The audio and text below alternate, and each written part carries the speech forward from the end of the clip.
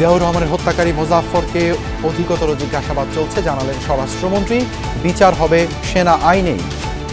তাকে আমরা গ্রেফতার করে সেনা আইনেই বিচার করার জন্য আমরা সেনাবাহিনীর কাছে হস্তান্তর করেছি। জেনারেল কোর্ট মার্শাল করে সম্ভবত তার বিচারটা নিষ্পন্ন হবে। সাবেক স্বরাষ্ট্রমন্ত্রী আসাদুজ্জামান খান কামালকে ফেরত চেয়ে দিল্লিকে চিঠি। গুম কাণ্ডের হোতাখ্যাত জিয়াউলের বাড়িতে দুদকের অভিযান।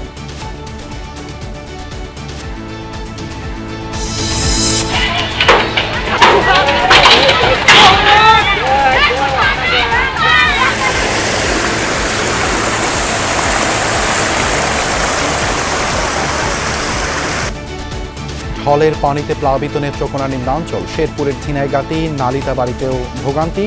তিস্তার পানিতে তলিয়ে আছে রংপুরের নিচু এলাকা। প্রতি বছরে বন্যা হয়, এইভাবে আমাদের অনেক ক্ষতি হয়। সরকারের নিকট আকুল আবেদন জানাচ্ছি, আমাদের দ্রুত সময়ের মধ্যে এই মহারশী নদী খনন এবং নদীর স্থায়ী টেকসই একটি বেড়িবাঁধ নির্মাণের জন্য দাবি জানাচ্ছি। ইরানে মার্কিন হামলা অব্যাহত। রিপার ড্রোন ভূপাতিত সহ পাল্টা মিসাইল তেহরানের। পারমাণবিক কার্যক্রম বন্ধে ঘুষ দিতে চেয়েছিল যুক্তরাষ্ট্র, দাবি আরাকচির।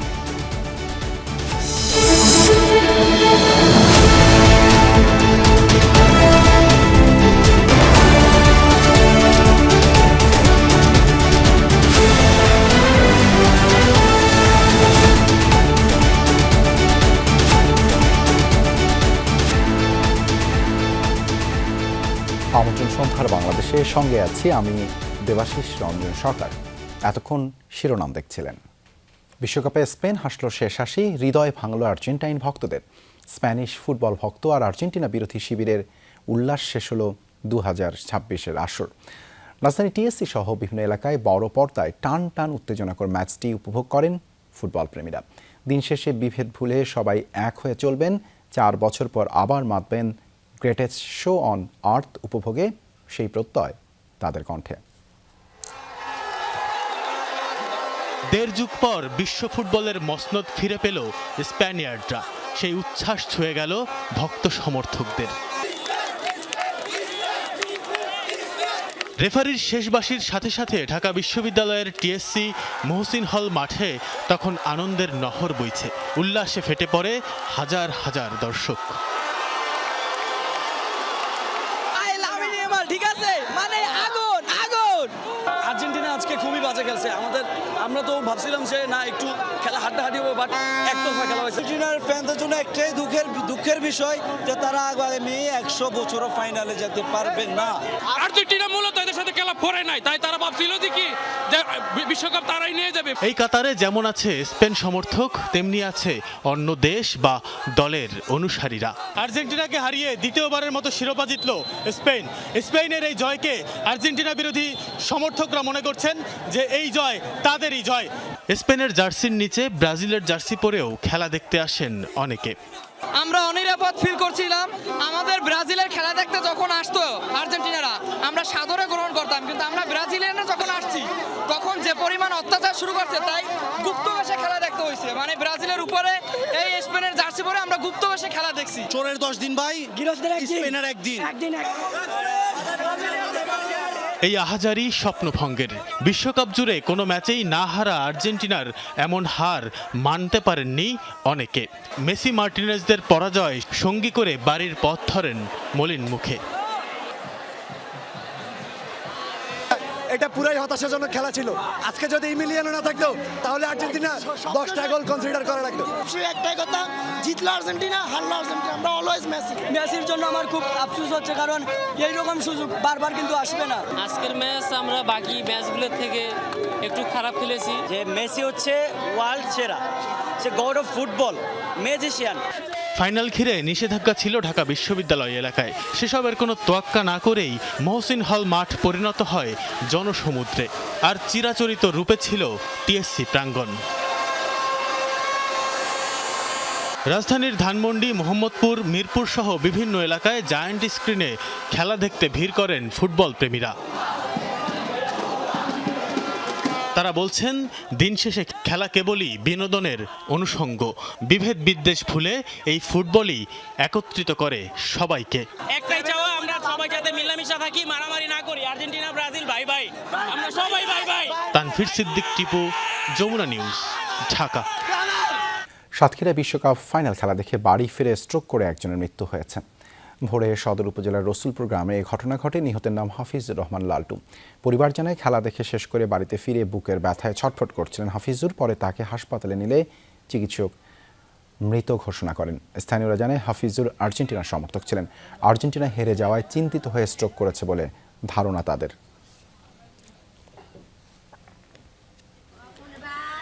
কুষ্টিয়ার ভেড়ামারায় খেলা দেখে দেরিতে বাড়ি ফেরাকে কেন্দ্র করে স্ত্রীর সাথে বাগবিতণ্ডার জেরে এক যুবক গলায় ফাঁস দিয়ে আত্মহত্যা করেছেন। সকালে নিহত সুমন হোসেনের মরদেহ উদ্ধার করে পুলিশ জানায় রাতে খেলা দেখা শেষ করে বাড়িতে ফেরে সুমন। দেরিতে আসা স্ত্রীর সাথে কথা কাটাকাটি হলে সুমন বাড়ি থেকে বের হয়ে মাঠের দিকে যায়। পরে সকালে পরিবার তার ঝুলন্ত মরদেহ দেখতে পায়। নোয়াখালীর সেনবাগে বিশ্বকাপ খেলা দেখা নিয়ে স্ত্রীর সাথে ঝগড়ার জেরে এক যুবক গলায় দড়ি দিয়ে আত্মহত্যা করেছে। ভোরে কেশারপাড় গ্রামে এই ঘটনা ঘটে। নিহত রায়হান সৌদি প্রবাসী ছিলেন।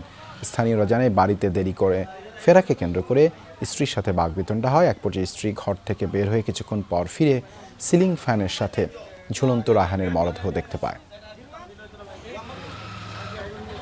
সামরিক আদালতে বিচার হবে প্রয়াত রাষ্ট্রপতি জিয়াউর রহমানকে হত্যা মামলার আসামি অবসরপ্রাপ্ত মেজর মোজাফফর হোসেনের। দুপুরে পিলখানায় বিজিবি সদর দপ্তর পরিদর্শনে গিয়ে একথা জানান স্বরাষ্ট্রমন্ত্রী সালাউদ্দিন আহমদ। এ সময় কথা বলেন চলমান ভারত মিয়ানমার সীমান্ত উত্তেজনা, বিজিবির আধুনিকায়ন প্রসঙ্গেও। বলেন মিয়ানমার সীমান্তে কাঁটাতারের নীতিগত সিদ্ধান্ত হলেও ভারত সীমান্ত নিয়ে এমন কোনো চিন্তা আপাতত সরকারের নেই। মিয়ানমারের রাখাইন রাজ্যে দেশটির অভ্যন্তরীণ সংঘাতে অস্থির বাংলাদেশ সীমান্ত। একদিকে সশস্ত্র বিচ্ছিন্নতাবাদী সংগঠনগুলোর নানামুখী তৎপরতা, অন্যদিকে সীমান্তে পুঁতে রাখা স্থলমাইন বিস্ফোরণে হতাহত হওয়া এখন নিত্যদিনের ঘটনা। সেই সঙ্গে যোগ হয়েছে প্রতিবেশী পশ্চিমবঙ্গে নতুন রাজ্য সরকার গঠনের পর থেকে পুশিন অস্থিরতা। এত সব সংকটে সীমান্ত সুরক্ষার দায়িত্ব যাদের, সেই বিজিবি সদর দপ্তর প্রথমবারের মতো পরিদর্শন শেষে গণমাধ্যমের সঙ্গে কথা বলেন স্বরাষ্ট্রমন্ত্রী। বলেন ভারত মিয়ানমার দুই দেশের সীমান্ত সংকট পুরোটাই আলাদা, তাই সমাধানের উপায়ও ভিন্ন। মাদক চোরা চালান, তারপরে অস্থিতিশীল অবস্থা এবং অনেক সময় ওখান থেকে এই যে গোলাগুলির কারণে আমাদের নাগরিকরা মৃত্যুবরণ করছে। সেই জন্য এগুলো সব অ্যাড্রেস করার জন্য আমরা এখনো পুরোপুরি ফাইনাল সিদ্ধান্তে যাইনি, তবে আমাদের প্রস্তাব আছে যে আমরা সেখানে কাঁটাতারের বেড়া নির্মাণ করতে চাই 109 কিলোমিটার। কিছু কিছু অবৈধ অনুপ্রবেশ করেছিল, তার সংখ্যা বেশি নয়, সেটা আমরা অবৈধ অনুপ্রবেশকারীদের বিষয়ে আমরা ব্যবস্থা গ্রহণ করেছি, কিন্তু পোষণ করতে দেয়নি আমরা কাউকে অবৈধভাবে। কথা বলেন সাবেক মেজর মোজাফফর হোসেন গ্রেফতার প্রসঙ্গেও। জানান প্রয়াত রাষ্ট্রপতি জিয়াউর রহমান হত্যা মামলার অন্যতম এই আসামির বিচার হবে সামরিক আইনে। তাকে আমরা গ্রেফতার করে সেনা আইনেই বিচার করার জন্য আমরা সেনাবাহিনীর কাছে হস্তান্তর করেছি। জেনারেল কোর্ট মার্শাল করে সম্ভবত তার বিচারটা নিষ্পন্ন হবে। আগে যারা একই মামলায় শহীদ রাষ্ট্রপতি জিয়াউর রহমানের হত্যা মামলায় কনভিক্টেড হয়েছে বা এক্সিকিউটেড হয়েছে, সেই রায় অনুসারে তার মধ্যে তার বিষয়ে কোনো ফাইন্ডিংস আসে কিনা সেটা সেই জেনারেল কোর্ট মার্শাল দেখবে। বিজিবিকে আধুনিকায়নে প্রযুক্তিগত ও কারিগরি সহায়তা, জনবল বৃদ্ধি সহ সরকার নানামুখী উদ্যোগ নিয়েছে বলেও জানান স্বরাষ্ট্রমন্ত্রী। আমাদের যানবাহন, বিভিন্ন ইকুইপমেন্টস সংগ্রহ করা, অস্ত্র সংগ্রহ করা, এগুলোর বিষয়ে আমরা বিভিন্ন সিদ্ধান্ত নিয়েছি যেগুলো বিজিবিকে আরও শক্তিশালী করবে এবং ইনেট টু সিভিল পাওয়ারের যে কার্যক্রমটা বিজিবির করে থাকে সেই কার্যক্রমটাকে আমরা আরও বৃদ্ধি করার জন্য এবং শক্তিশালী করার জন্য বিভিন্ন রকমের সিদ্ধান্ত নিয়েছি। নির্ধারিত দায়িত্বের পাশাপাশি ইনেট টু সিভিল পাওয়ারে বিভিন্ন দুর্যোগে বিজিবির ভূমিকা প্রশংসনীয় বলেও উল্লেখ করেন সালাউদ্দিন আহমদ। মাইন খুঁজে বের করার জন্য, মাইন ডিটেকশনের জন্য যে যন্ত্রপাতিগুলো আমরা সংগ্রহ করি ইতিমধ্যে বিজেপির কাছে আমরা দিয়েছি, বিজেপির সদস্যরা সেটা কাজ করছে। ধন্যবাদ। রিয়াজ রায়হান, যমুনা নিউজ, ঢাকা। বিএনপি সরকার গঠনের পর এই প্রথম শরিক দল ও জোটের শীর্ষ নেতাদের সাথে বৈঠকে বসতে যাচ্ছেন প্রধানমন্ত্রী ও বিএনপি চেয়ারম্যান তারেক রহমান। সেখানে আছেন সহকর্মী আরিফিন শাকিল, যাচ্ছি তার কাছে। আরিফিন, বৈঠক কখন শুরু হবে, কারা কারা এলেন, আলোচ্য বিষয় কি হচ্ছে? মূলত সেটি দেবাশিস বৈঠক নয়, মূলত নৈশভোজের আমন্ত্রণ জানানো হয়েছে। দীর্ঘদিন যারা বিএনপির সঙ্গে আন্দোলন সংগ্রামে সম্পৃক্ত ছিল, নির্বাচন যাদের সঙ্গে বিএনপি করেছে, তাদেরকে তারা অনেকেই নানান ধরনের অভিমান নিয়েছিলেন, যারা পাওয়া না পাওয়ার নানান সমীকরণের কারণে বিএনপি থেকে, সরকারের কাছ থেকে খানিকটা দূরে চলে গেছেন। সেই দূরত্বটা কমানোর জন্য মূলত আজকের এই নৈশভোজের আমন্ত্রণ। এবং প্রধানমন্ত্রী তারেক রহমান খানিক বাদে এখানে আসবেন। এরই মধ্যে 36টি দলের 196 জন নেতা যমুনায়, রাষ্ট্রীয় অতিথি ভবন যমুনায় প্রবেশ করেছেন এবং সেখানে তারা অবস্থান করছেন। প্রধানমন্ত্রী হয়তো আপনার সঙ্গে কথা বলার 4 থেকে 5 মিনিট পর তিনি এসে পৌঁছাবেন। এরপরে মূলত তাদের সঙ্গে একটি সৌজন্য সাক্ষাৎ হবে এবং তারা নৈশভোজে সেখানে অংশ নেবেন। এবং মূলত আজকের এই নৈশভোজের মূল উদ্দেশ্য দূরত্ব কমানো এবং সেই সঙ্গে আগামী সামনে যেহেতু স্থানীয় সরকার নির্বাচন রয়েছে, সেই নির্বাচনগুলোতে এককভাবে বিএনপি প্রার্থী দেওয়ার চেষ্টা করছে। সেখানে শরিক দলগুলো বা যুগপৎ আন্দোলনের শরিকরা যেন আগের মতো সমর্থন দেন, সেই আহ্বানই মূলত সরকারের তরফ থেকে, সরকারি দলের তরফ থেকে জানানো হবে এবং বলা হবে একসঙ্গে আগামী সরকারের সঙ্গে সহযোগিতা করার জন্য এবং সেই সঙ্গে একসঙ্গে তারা যেন কাজ করতে পারেন, সেই আহ্বানটুকু বিএনপির পক্ষ থেকে জানানো হবে। এবং সরকার প্রধান খানিক বাদে আসবেন এবং এসে এখানে মূলত নৈশভোজের আমন্ত্রণ হলো অনানুষ্ঠানিকভাবে তাদের সঙ্গে আলোচনা করবেন, তাদের মতামত জানতে চাইবেন, সরকারের কোন কোন জায়গায় আরও উন্নত হওয়া প্রয়োজন এবং কোন কোন জায়গায় সরকারের আরও নজর দেওয়া উচিত, সেসব বিষয়ে যেমন আলোচনা জায়গা পাবে, তেমনি শরিক দলগুলোর অনেক নেতাকেই এরই মধ্যে মন্ত্রিপরিষদে জায়গা দেওয়া হয়েছে, অনেকে সংসদ সদস্য হয়েছেন, অনেকেই বিভিন্ন মাধ্যমে সেখানে পুরস্কৃত করা হচ্ছে। সেখানে যারা বাদ পড়েছেন তাদেরকে আগামীতে কীভাবে সরকারের অংশ করা যায়, সে সঙ্গে স্থানীয় সরকার নির্বাচনের শরিক দলগুলোর সঙ্গে কীভাবে একসঙ্গে কাজ করা যায়, সেসব বিষয় নিয়ে মূলত আজকের আলোচ্যসূচি। যদিও নাম দেওয়া হয়েছে নৈশভোজের আমন্ত্রণ এবং সেখানে সরকার প্রধানের পক্ষ থেকে তিনি যে মেনু সাধারণত যে কোনো অতিথি আসলে যেটি ব্যবহার করা হয় 180 টাকার মেনু, সেটি মূলত আজকের সেই নৈশভোজের যে টেবিল সেখানে সেটি রাখা হয়েছে। এবং যারা এসছেন তারাও আশা করছেন এর মাধ্যমে এই ধরনের বৈঠক নিয়মিত হলে তাদের মধ্যে যে দূরত্ব রয়েছে, অভিমান রয়েছে, সেটি অনেকাংশে কেটে যাবে। দেবাশিস, ধন্যবাদ শাকিল যুক্ত হবার জন্য। সরকারি কাজে গতিশীলতা আনতে এখন থেকে নিয়মিত বিভিন্ন মন্ত্রণালয় এবং দপ্তর পরিদর্শন করবেন প্রধানমন্ত্রী তারেক রহমান। এই অংশ হিসেবে স্বাস্থ্য মন্ত্রণালয় পরিদর্শন করেন তিনি। এদিকে ফ্যামিলি কার্ড কার্যক্রম সম্প্রসারণের পরিকল্পনা ও বাস্তবায়ন কৌশল নিয়ে সংশ্লিষ্টদের সাথে বৈঠক করেছেন প্রধানমন্ত্রী। বৈঠকে ফ্যামিলি কার্ডের সুবিধা প্রকৃত উপকারভোগীদের কাছে পৌঁছে দিতে একটি নির্ভুল ও গ্রহণযোগ্য তথ্য ভাণ্ডার গড়ে তোলার উপর গুরুত্ব দিয়েছেন প্রধানমন্ত্রী তারেক রহমান। বিএনপি সরকারের প্রধান নির্বাচনী অঙ্গীকার ছিল ফ্যামিলি কার্ড। দায়িত্ব গ্রহণের পরপরই পরীক্ষামূলকভাবে দেশের 13 জেলায় সামাজিক নিরাপত্তার এই কর্মসূচি চালু করে সরকার। এখন চলছে এই কর্মসূচি সম্প্রসারণের পরিকল্পনা। সচিবালয়ে নিজ দপ্তরে এ নিয়ে বৈঠক করেন সংশ্লিষ্টদের সাথে। বৈঠকে কর্মসূচির অগ্রগতি এবং দেশব্যাপী সম্প্রসারণের রূপরেখা নিয়ে আলোচনা হয়।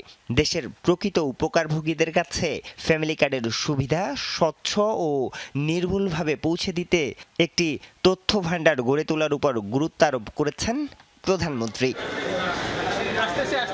এদিন দুপুরে স্বাস্থ্য মন্ত্রণালয় পরিদর্শনে যান প্রধানমন্ত্রী। চলমান স্বাস্থ্যসেবা এবং সার্বিক কার্যক্রম নিয়ে বৈঠক করেন মন্ত্রণালয় ও অধিদপ্তরের কর্মকর্তাদের সাথে। প্রধানমন্ত্রী কার্যালয় সূত্রে জানা গেছে, সরকারি কাজের গতি ও জবাবদিহিতা বাড়াতে এখন থেকে নিয়মিত বিভিন্ন মন্ত্রণালয় এবং দপ্তর পরিদর্শনে যাবেন প্রধানমন্ত্রী। প্রশাসনের মাঠ থেকে শুরু করে সচিবালয়ের কাজের তদারকি জোরদার করতেই তার এই নতুন উদ্যোগ। এর আগে প্রধানমন্ত্রী তারেক রহমানের সাথে সৌজন্য সাক্ষাৎ করেছেন আন্তর্জাতিক শ্রম সংস্থার মহাপরিচালক গিলবার্ট এফ হাংবো। এ সময় প্রধানমন্ত্রী বলেন, শ্রমিকদের অধিকার সংরক্ষণ, নিরাপদ কর্মপরিবেশ নিশ্চিতকরণ এবং আন্তর্জাতিক শ্রমমান বাস্তবায়নকে সর্বোচ্চ গুরুত্ব দিচ্ছে তার সরকার। আরিফুর রহমান সবুজ, যমুনা নিউজ, ঢাকা। শেখ হাসিনার পর সাবেক স্বরাষ্ট্রমন্ত্রী আসাদুজ্জামান খান কামালকে ফিরিয়ে আনতে দিল্লিকে সম্প্রতি আলাদা চিঠি পাঠিয়েছে ঢাকা। বাংলাদেশের আশায় এই ইস্যুতে দ্রুত ও ইতিবাচক সাড়া দেবে ভারত। এসব তথ্য জানিয়ে পররাষ্ট্র প্রতিমন্ত্রী শামা ওবায়দ ইসলাম বলেছেন, দণ্ডিত সব পলাতক আসামিকে ফেরত আনার প্রক্রিয়া অব্যাহত রাখবে সরকার। ২৪-এর গণঅভ্যুত্থানে মানবতা বিরোধী অপরাধের মামলায় ২০২৫ সালের ১৭ নভেম্বর শেখ হাসিনা ও সাবেক স্বরাষ্ট্রমন্ত্রী আসাদুজ্জামান খান কামালকে মৃত্যুদণ্ডাদেশ দেন আন্তর্জাতিক অপরাধ ট্রাইব্যুনাল। রায়ের আগে পরে মিলিয়ে শেখ হাসিনাকে ফেরত চেয়ে দিল্লিকে ৩ দফায় চিঠি পাঠায় ঢাকা। এবার আসাদুজ্জামান খান কামালকে ফেরত চেয়ে ভারত সরকারের কাছে আনুষ্ঠানিকভাবে চিঠি পাঠালো বাংলাদেশের পররাষ্ট্র মন্ত্রণালয়। সাথে পাঠানো হয়েছে ট্রাইব্যুনালের দেয়া মৃত্যুদণ্ডের রায়ের কপিও। এ বিষয়ে পররাষ্ট্র প্রতিমন্ত্রী শামা ওবায়দ জানান, দুই দেশের দ্বিপাক্ষিক সম্পর্কের কথা চিন্তা করে ভারত এবার ইতিবাচক সাড়া দেবে বলে আশা সরকারের। উনি যেহেতু পলাতক আসামি, ওনাকে ফিরিয়ে আনার জন্য আমরা যে চিঠিটা দেওয়ার প্রয়োজন সেটাই আমরা দিয়েছি। আমাদের সরকারের থেকে চিঠি গেছে, আমরা অপেক্ষা করব। অবশ্যই আমরা আশা করব যে ভারত পজিটিভ রিপ্লাই দিবে এবং যা দুই দেশের মধ্যে যে দ্বিপাক্ষিক সম্পর্ক আছে সেটাকে জোরদার করার লক্ষ্যে তারা তাদের পক্ষ থেকে যা তাদের দায়িত্ব সেটা তারা পালন করবে। সকালে বিমস্টেক নিয়ে আয়োজিত সেমিনার শেষে প্রতিমন্ত্রী এসব কথা বলেন। তিনি বলেন, শুধু শেখ হাসিনা বা আসাদুজ্জামান খান কামাল নন, ২৪-এর গণঅভ্যুত্থানে মানবতা বিরোধী অপরাধে সাজাপ্রাপ্ত সকল আসামিকে ফেরাতে কূটনৈতিক প্রক্রিয়ায় সর্বোচ্চ চেষ্টা চলছে। এটা তো একটা চলমান প্রক্রিয়া যে যারা পলাতক আসামি, যাদের বিচার হয়ে গেছে, সাজা হয়ে গেছে, তাদেরকে ফিরিয়ে এনে বাংলাদেশের মাটিতে বিচার হবে এবং জনগণ সেটা আশা করে। এখন দিল্লি সরকারের প্রতিক্রিয়ার অপেক্ষায় সরকার। দণ্ডিতদের ফেরাতে যা করা দরকার সবই করার আশ্বাস দিয়েছেন প্রতিমন্ত্রী। সেই প্রক্রিয়াটা সরকারের পক্ষ থেকে চলমান থাকবে। সুমাইয়া ঐশী, যমুনা নিউজ, ঢাকা। এনটিএমসির সাবেক মহাপরিচালক ও বরখাস্ত মেজর জেনারেল জিয়াউল আহসানের জলসিঁড়ির ৮তলা বাড়িতে চলছে দুদকের অভিযান। দুদকের উপপরিচালক হাফিজুল ইসলামের নেতৃত্বে একটি টিম ইনভেন্টরি কার্যক্রম পরিচালনা করছেন। গত ২৭ জানুয়ারি সাবেক মেজর জেনারেল জিয়াউল আহসান এবং তার স্বার্থ সংশ্লিষ্ট ব্যক্তিদের নামে থাকা ক্রয় করা স্থাবর সম্পত্তির সঠিক ব্যবস্থাপনা, তদারকি ও রক্ষণাবেক্ষণের জন্য বিভিন্ন জেলা প্রশাসক এবং গণপূর্ত বিভাগকে রিসিভার নিয়োগ দেন আদালত। ২০২৪ সালের ১৮ ডিসেম্বর দুদক ৩ সদস্যের অনুসন্ধান টিম গঠন করে তার বিরুদ্ধে ক্ষমতার অপব্যবহার ও অবৈধ সম্পদের পাহাড় গড়া সহ অর্থ পাচারের অভিযোগ রয়েছে। গুম, খুনের মাস্টারমাইন্ড, ফোন কলে আড়ি পাতা, মানুষের ব্যক্তিগত আলাপ রেকর্ড ও ফাঁস করা সেনাবাহিনীর চাকরিচ্যুত এই কর্মকর্তার বিচার চলছে আন্তর্জাতিক অপরাধ ট্রাইব্যুনালে। ইনভেন্টরি যে লিস্ট আছে আপনারা জানেন, এই ইনভেন্টরি লিস্টটা তারা করছেন, এখানে এইটা অব্যাহত আছে। এই ইনভেন্টরি লিস্ট কমপ্লিট করার পরে এই গণপূর্ত সংশ্লিষ্ট যে নির্বাহী প্রকৌশলী আছে নারায়ণগঞ্জ জেলা, যে অতিথি নারায়ণগঞ্জ জেলায় অবস্থিত, আপনারা আগে বলেছি, তাকে বুঝিয়ে দেবেন। জলসিঁড়ি এলাকায় দুদকের এই অভিযানের সাথে আছেন সহকর্মী এম এ আজিজ, যুক্ত হচ্ছেন তিনি। আজিজ, অভিযানের বিষয়ে আর কি তথ্য রয়েছে আপনার কাছে? খুনের মাস্টারমাইন্ড বরখাস্ত সাবেক সেনা কর্মকর্তা জিয়াউল হাসানের এই জলসিঁড়ির যে ভবনটি, এই ভবনে সকাল থেকেই অভিযান চালাচ্ছে দুর্নীতি দমন কমিশন, দুদকের একটি টিম। সেটি নেতৃত্ব দিচ্ছেন মূলত দুদকের একজন উপপরিচালক হাফিজুল ইসলাম। তার নেতৃত্বে অভিযানটি চলছে এবং আমরা কিছুক্ষণ আগে তার সঙ্গে কথা বলেছি। তিনি আমাদেরকে যেটি জানিয়েছেন যে আরও বেশ কিছু সময় তাদের লাগবে, বেশ কিছু সময় বলতে আরও কয়েক ঘন্টা সময় তাদের লাগবে। তবে তিনি বিস্তারিত কিছু আমাদেরকে জানাননি। কী ধরনের তথ্যপত্র তারা পেয়েছেন বা কী ধরনের ডকুমেন্টস তারা পেয়েছেন সেগুলো আমাদেরকে কিছুই জানাননি, এবং কখন ব্রিফ করবেন বা আদৌ ব্রিফ করবেন কিনা সে বিষয়েও কিছু জানাননি। তবে তিনি বলেছেন যে তাদের আরও বেশ কিছু সময় লাগবে। দেবাশিস, আপনার মাধ্যমে দর্শকদের জানিয়ে দিতে চাই বা দর্শক জানাতে চাই যে ২০২৫ সালের ২৩ জানুয়ারি প্রায় ৪০ কোটি টাকার অবৈধ সম্পদ অর্জন এবং ৩৪২ কোটি টাকার যে অস্বাভাবিক লেনদেন জিয়াউল হাসান এবং তার স্ত্রীর বিরুদ্ধে ছিল, সেখানেই মূলত দুটি মামলা করে দুর্নীতি দমন কমিশন। তার প্রেক্ষিতেই দুর্নীতি দমন কমিশন জিয়াউল হাসানের যে অবৈধ সম্পদ আছে সেগুলো ক্রয় করে এবং সেখানে সরকারের যে প্রশাসক সেটি নিয়োগ দেওয়ার ব্যাপারে আদালতে আবেদন জানায়। সেই আবেদনেও আদালত সায় দেয় এবং তার প্রেক্ষিতেই জিয়াউল হাসানের যেখানে যে সম্পত্তি আছে বা দেশে বিদেশে যে সম্পত্তি আছে সেগুলো বের করার চেষ্টা করতেছে দুর্নীতি দমন কমিশন, এবং দেশের ভিতর যে সম্পদগুলো আছে সেগুলোতে প্রশাসক নিয়োগের যে প্রক্রিয়া সেটি মূলত এগিয়ে নেওয়ার জন্যই দুদক বিভিন্ন জায়গায় তার যে সম্পদ আছে সেগুলো খতিয়ে দেখার চেষ্টা করছে। এর পাশাপাশি আমি আপনাকে আরেকটু জানিয়ে রাখি, জিয়াউল হাসান দেশের বাইরেও তার অনেক বিনিয়োগ আছে এবং অ্যান্টিগো বারমুডা সেখানেও তিনি নাগরিকত্ব নিয়েছেন বিপুল সম্পদের বিনিময়ে। এরকম অনেক অভিযোগ জিয়াউল হাসানের বিরুদ্ধে আছে এবং তাকে মূলত জুলাইয়ের পরেই তাকে গ্রেফতার করা হয় এবং তারপর দুর্নীতি দমন কমিশনের আবেদনেও সেখানে একটি দুর্নীতির মামলায় তাকে গ্রেফতার দেখানো হয়েছে। দেবাশিস, ধন্যবাদ আজিজ যুক্ত হবার জন্য। মৌসুমী বায়ুর প্রভাবে দেশের বিভিন্ন স্থানে বৃষ্টি হচ্ছে। নদ নদীর পানি ও পাহাড়ি ঢলে এরই মধ্যে প্লাবিত হয়েছে নেত্রকোনা ও শেরপুরের নিচু এলাকা। তিস্তার পানিতে আবারও তলিয়েছে রংপুরের ৩ উপজেলার নিম্নাঞ্চল। পূর্বাভাস ও সতর্কীকরণ কেন্দ্র জানিয়েছে ভারী বৃষ্টি ও উজানের ঢলে আগামী ২৪ থেকে ৪৮ ঘন্টায় রংপুর, সিলেট ও ময়মনসিংহ বিভাগের কোথাও কোথাও নদী সংলগ্ন নিম্নাঞ্চলে স্বল্পমেয়াদী বন্যা দেখা দিতে পারে। এছাড়া যেসব এলাকায় এরই মধ্যে প্লাবিত হয়েছে সেখানকার পরিস্থিতির আরও অবনতি হতে পারে।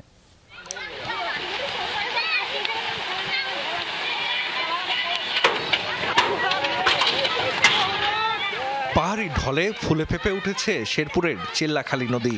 পানির তোড়ে ভেঙে তলিয়ে গেছে নালিতাবাড়ির নয়াপাড়া দক্ষিণ সন্ন্যাসী ভিটা ব্রিজ। এ সময় শিশুসহ কয়েকজন স্রোতে ভেসে গেলেও প্রাণে বেঁচেছেন সবাই। ভারী বৃষ্টি আর পাহাড়ি ঢলে নদীর পানি বেড়ে প্লাবিত হয়েছে শেরপুরের ঝিনাইগাতি সদরের বিভিন্ন এলাকা।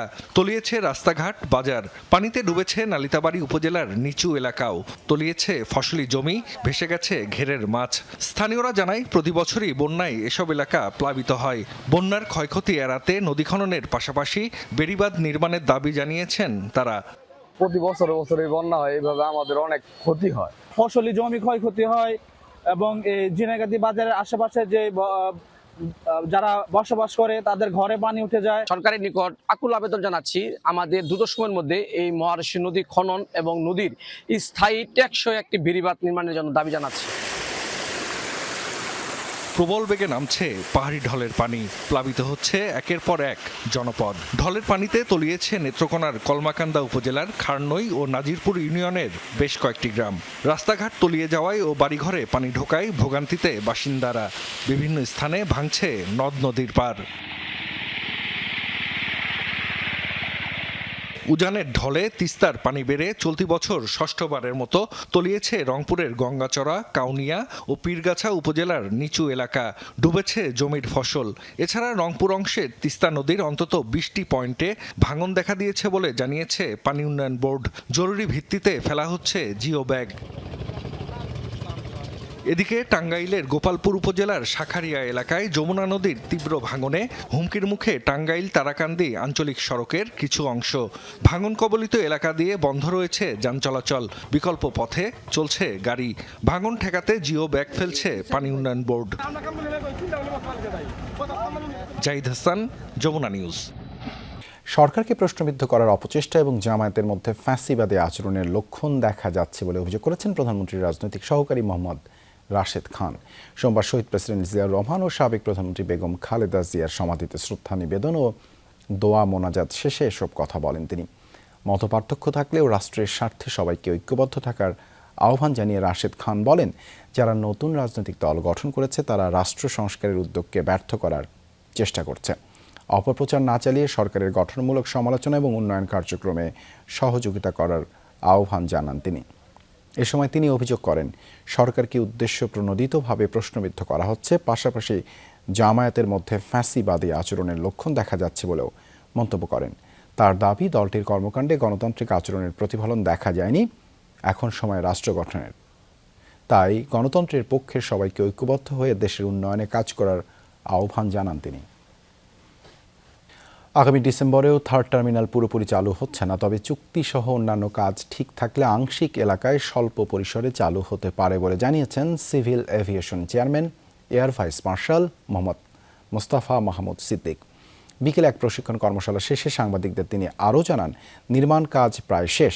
টার্মিনালটি নির্মাণের জন্য নেওয়া ঋণের কিস্তি দেওয়াও শুরু হয়ে গেছে। এই পরিস্থিতিতে আগামী ডিসেম্বর থেকে টার্মিনালটি চালু করতে চায় সরকার। কিন্তু টার্মিনালটি যারা চালাবেন সেই জাপানিজ কোম্পানিগুলোর জোট বা কনসোর্টিয়ামের সঙ্গে সরকারের মন্ত্রী পর্যায়ের কয়েক দফা বৈঠকের পরেও চুক্তি সম্পন্ন হয়নি। তবে আগামী আগস্টের শেষ দিকে অথবা সেপ্টেম্বরের প্রথম দিকে চুক্তি হওয়ার সম্ভাবনা রয়েছে বলেও জানান সিভিল এভিয়েশন চেয়ারম্যান।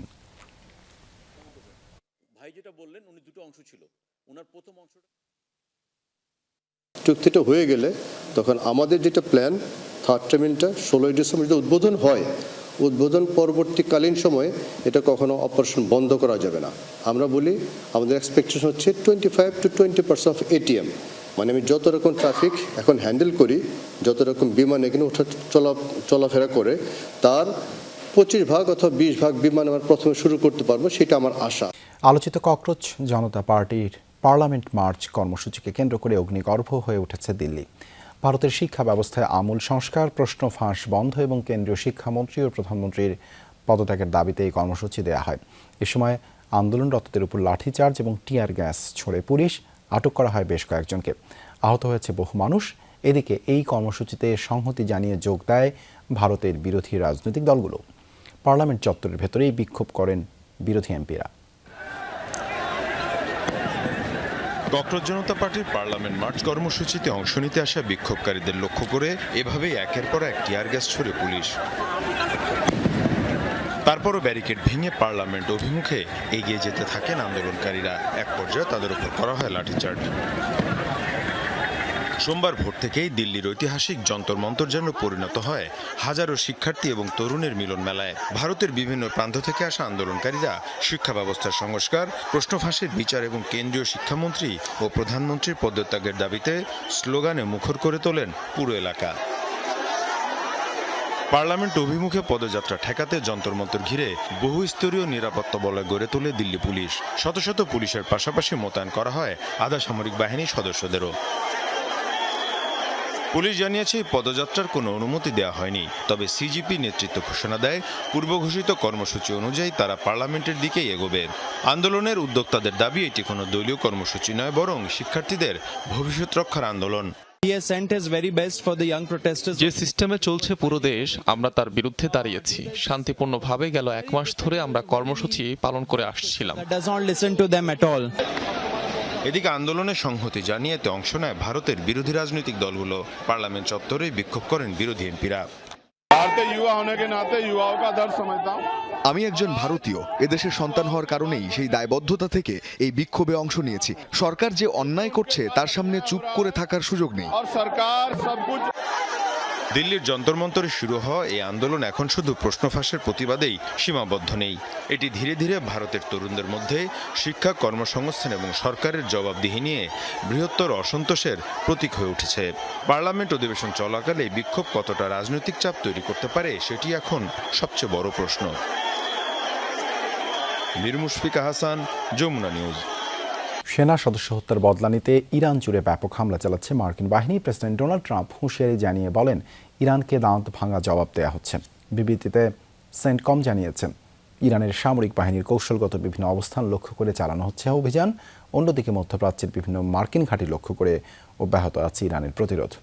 দেশটির পররাষ্ট্রমন্ত্রী আব্বাস আরাকচির কড়া বার্তা, ইরানকে কোনো উপায়ে ভয় দেখানো কিংবা কেনা সম্ভব নয়।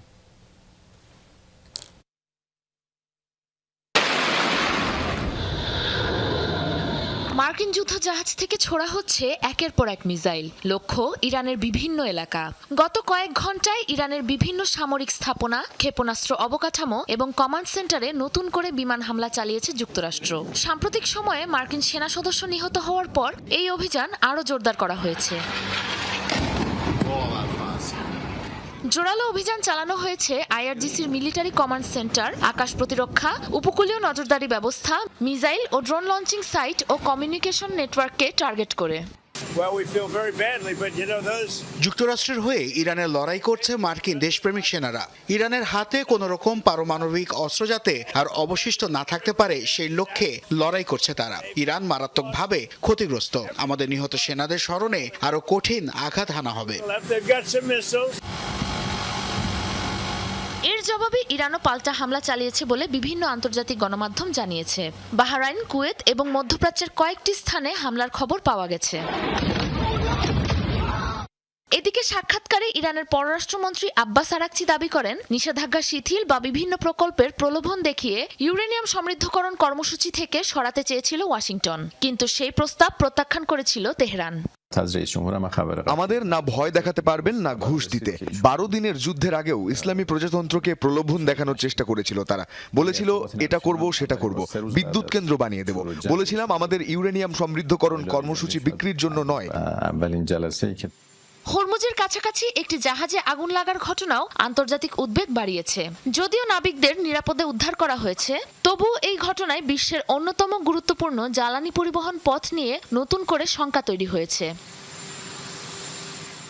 সাবরিনা নুসরাত, যমুনা নিউজ।